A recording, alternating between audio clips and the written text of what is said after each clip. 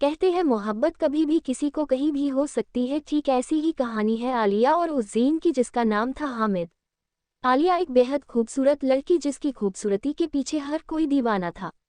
उसके लंबे काले बाल, गहरी काली बड़ी बड़ी आंखें, छोटी सी नाक और छोटा सा चेहरा और उसकी दूध से सफ़ेद रंगत देख के कोई भी उसका दीवाना हो जाता था।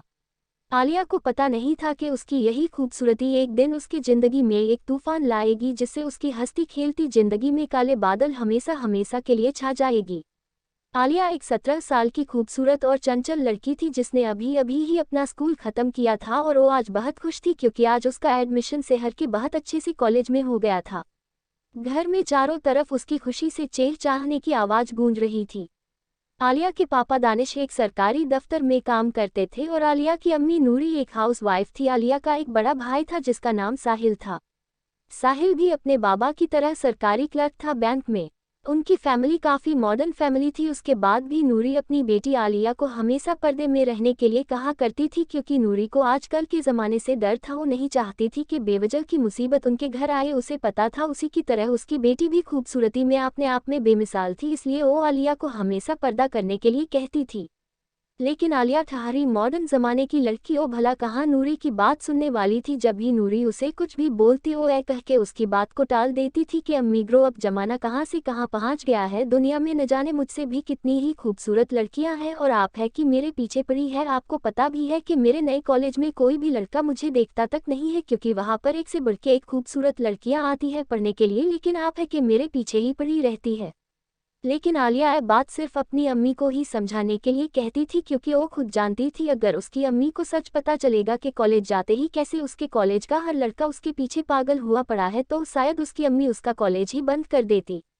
लेकिन न जाने क्यों पर आलिया का इतने कहने के बाद भी नूरी कभी भी आलिया की चिंता नहीं छोड़ पा रही थी। आखिर थी तो उसकी एकलौती बेटी, भला एक माँ को अपने बच्चे की फिक्र कैसे ना होती। इसलिए आलिया के ऐसा सब बोलने के बाद भी नूरी उसे हमेशा पर्दा करने के लिए बोलती रहती थी और आलिया हमेशा की तरह नूरी की बातों को एक कान से सुन के दूसरे कान से निकाल देती थी।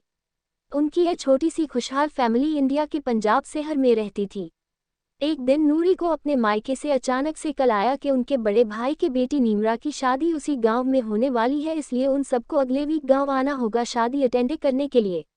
यह बात जब रात को डिनर करते वक्त नूरी ने अपने हस्बैंड दानिश को कहा तो दानिश ने भी पूरी फैमिली के जाने के लिए हाँ बोल दिया। दानिश की हाँ सुन के जहाँ नूरी के चेहरे पर स्माइल आ गई, तो वही आलिया पूरे घर में खुशी से उछल उछल के नाचने लगी, क्योंकि वो इतने साल बाद अपने मामू मामी के घर जाएगी। आलिया को गांव बहुत पसंद था, क्योंकि वहां पर बहुत सी चीज़ होते थे देखने के लिए, और जो कुछ वो यहाँ शहर में नहीं कर सकती थी वो सब कुछ वो गांव में कर सकती थी, क्योंकि वहां पर उसे रोकने वाला कोई नहीं था। क्योंकि उसकी अम्मी और उसके पापा दोनों ही शादी की तैयारियों में व्यस्त रहेंगी, तो वही आलिया वहां अपनी शैतानी खुलेआम करेगी। यही सब सोचते हुए वो खुशी से फूले नहीं समा रही थी। तभी साहिल ने दानिश को कहा, पापा मैं शादी में नहीं जा सकता क्योंकि इस वक्त मुझे छुट्टी नहीं मिलेगी। नूरी चाहती थी कि सब जाए, लेकिन साहिल की काम की वजह से उसे सरकारी दफ्तर से छुट्टी नहीं मिलेगी, इसलिए उसकी इस बात पर दानिश और नूरी दोनों ने हाँ में सर हिला दिया और बोले ठीक है तुम यही घर पर रहो, हम तीनों चले जाएंगे। घर पर भी तो किसी का मौजूद होना चाहिए। वही आलिया का तो जैसे सोने पे सुहागा हो गया था। एक उसका भाई ही था वहां पर उसे रोकने वाला, लेकिन अब तो वो भी नहीं जा रहा है। सोचते हुए आलिया अंदर ही अंदर खुश हो रही थी, लेकिन उसे क्या पता था कि वहां पर उसके साथ कुछ ऐसा होने वाला था जिसको वो चाहकर भी अपनी जिंदगी की पन्नों से निकल नहीं पाएगी, और उसकी खुशी हमेशा हमेशा के लिए कहीं अंधेरे में गुम होने वाली थी। ऐसे ही कुछ दिन बीत गए और अगला मंडे आ गया, जिस दिन सभी को गाँव जाना था। दानिश ने पहले ही ऑफिस से छुट्टी ले लिया था। आलिया की तो खुशी से पाँव जमीन पर टिक ही नहीं रहे थे। वो पहले ही जाकर ट्रेन की खिड़की वाली सीट पर बैठ के खिड़की से बाहर खड़े अपने। ऐसे ही कुछ दिन बीत गए और अगला सोमवार आ गया, जिस दिन सभी को गांव जाना था। दानिश ने पहले ही ऑफिस से छुट्टी ले लिया था। आलिया की तो खुशी से पाँव जमीन पर टिक ही नहीं रहे थे। वो पहले ही जाकर ट्रेन की खिड़की वाली सीट पर बैठ के खिड़की से बाहर खड़े अपने माँ पापा और भाई को देख रही थी और जल्दी से अंदर आने के लिए अपने माँ और पापा को बोल रही थी। वही दानिश और नूरी ने साहिल को कुछ बातें बताने के बाद ट्रेन में चढ़ गए। कुछ ही वक्त में ट्रेन स्टेशन से निकल गई। रास्ते भर आलिया चहकती रही और बार बार अपनी माँ को पूछ रही थी कि कब गांव आएगा, कब गांव आएगा। ऐसे ही करते करते आखिरकार शाम को वो सब गांव में पहुंच गए। गांव पहुंचते ही उन तीनों के स्वागत के लिए नूरी के बड़े भाई निजाम और उनकी पत्नी हजीरा बाहर आई और बड़े ही प्यार और आदर के साथ उन तीनों को अंदर ले गए। उस रात नेजाम के घर पर बहुत चहल पहल थी। नेजाम भी गांव का एक जमींदार था, धन दौलत में वो भी किसी से कम नहीं था। भले ही उनकी फैमिली गांव में रहती थी, लेकिन फिर भी देखने में उनका घर रहन सहन बाकी सब कुछ किसी भी लिहाज में शहर से कम नहीं था। हाँ, लेकिन उनकी सोच अभी तक पुराने ख्यालात के ही थे।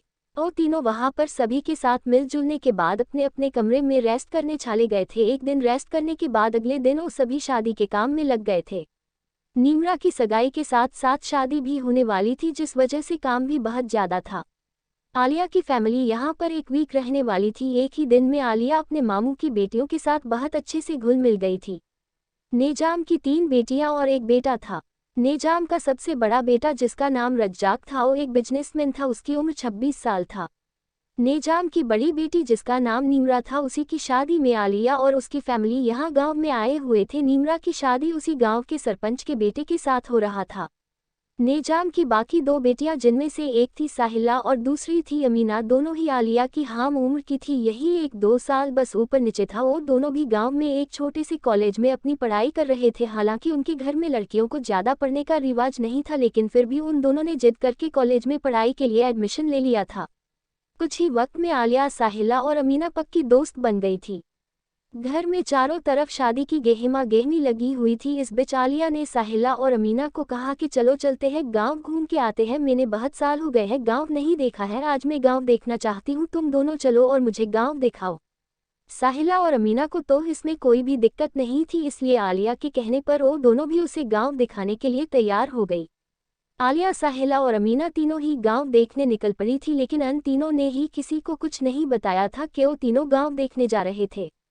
शायद यही वो आखिरी दिन था आलिया की जिंदगी का, जिस दिन उसने अपनी जिंदगी खुल के जिया था। आज के बाद जैसे आलिया की जिंदगी में तूफान आने वाला था, जो कि चंचल, नटखट और चुलबुली आलिया को हमेशा हमेशा के लिए शांत करने वाली थी। इस स्टोरी की दूसरा भाग सुनने के लिए मेरे इस चैनल को सब्सक्राइब कीजिए।